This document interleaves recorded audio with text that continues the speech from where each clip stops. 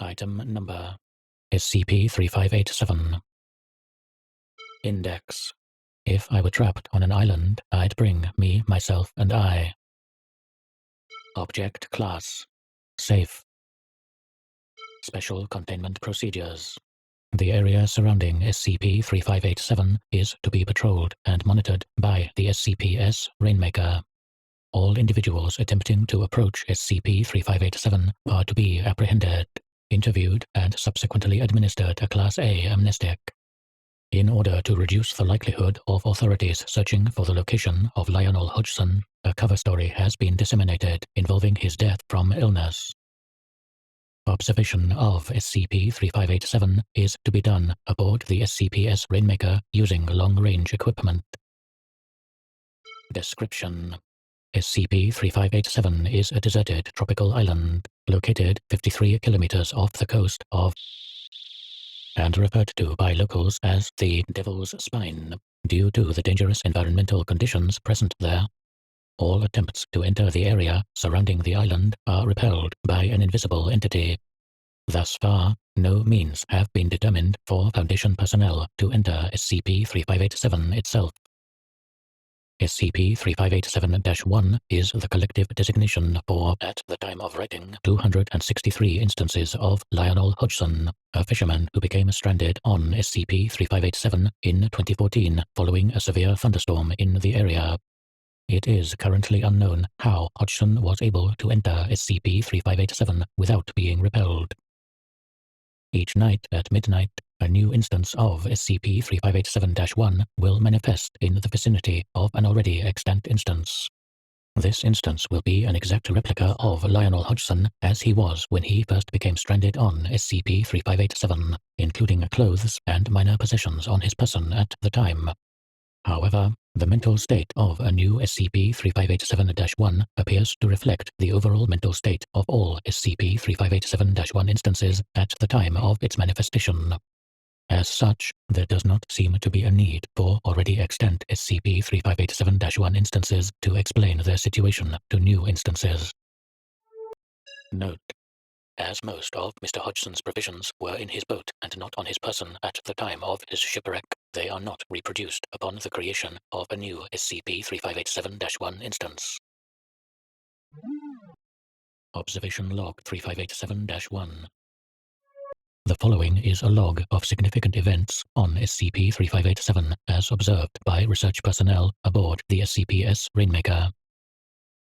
02/04/2014.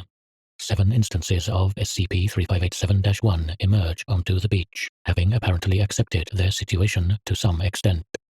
Upon noticing the SCP-S Rainmaker in the distance, all instances of SCP-3587-1 attempt to make their presence known for several hours, culminating in the creation of a help message made by rearranging stones already present on the beach. 02/25/2014. A crude camp has been built on the beach by the 18 instances of SCP-3587-1 present. Evidence suggests 3 instances were previously killed while attempting to hunt for food. Several instances of SCP-3581-1 attempt to recover useful materials from the original SCP-3587-1's boat, including the remains of the boat's radio. 03/18/2014. Progress on repair of the radio is ongoing, but appears to be stalled due to lack of usable materials.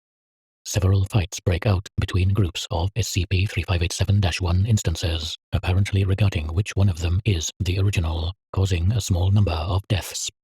Punishment of the exact instances responsible is difficult due to all instances of SCP-3587-1 being identical. 04/25/2014. A group of SCP-3587-1 return to the settlement with a number of parts from another radio. Food supplies are dwindling, however, resulting in heightened tensions between SCP-3587-1 instances. Note: the exact source of these materials is unknown. However, investigation into additional historical disappearances in the area is ongoing. 06/15/2014. Due to consistent difficulties gathering food, the SCP-3587-1 instances present restrain, kill, and consume several of their number. Special care is taken to make the faces of these instances unrecognizable during this process. None of the instances speak to each other after this event, and several suicides are noted by observing personnel. A small faction of SCP-3587-1 instances has almost completed repair of the radio. 06-22-2014. Repair of the radio is complete. However, before it can be used, a humanoid entity emerges from the jungle, resembling a woman of abnormally large size covered in moss and various other forms of plant life. Several rows of antlers are also visible atop its head.